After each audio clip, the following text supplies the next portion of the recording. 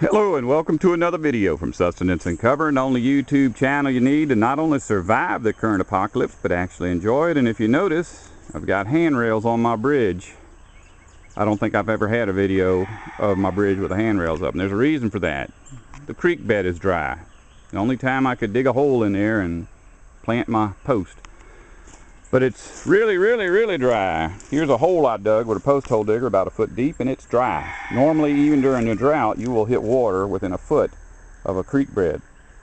But it's about 4 feet down, and I know that because I just put a well in the other day. But fact is, it is a drought, and so this is going to end up being a garden update. It's not too good. Because here at Sustenance and Covering, we're all about sustainability. Sustainability does not mean spending $100 on water to get $1 worth of tomatoes. And that's going to be your lesson for today.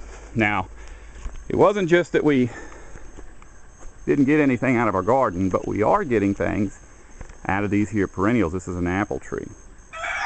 And even though it's a drought, our fruit trees aren't really that affected. They'll stay alive. They may not prosper, but they'll stay alive, and eventually they'll produce fruit. In fact, I've got one right here that we haven't done as good as we should with it. We've watered it a few times, mostly just to try to keep the fruit from dropping, because when a tree is stressed, it'll drop a lot of its fruit. You'll still get fruit, so even in a SHTF, if you have a drought and you've got fruit trees, you'll have some food. Whereas with a garden, not too good of a chance of that.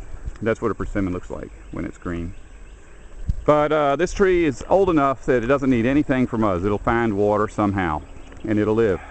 The smaller ones, just to keep them alive, you have to water them because they have to get established. Now, on the other hand, you've got what's called an annual. An annual is something you plant every year, and you cultivate every year, and then it dies at the end of the year. And that's what happened here.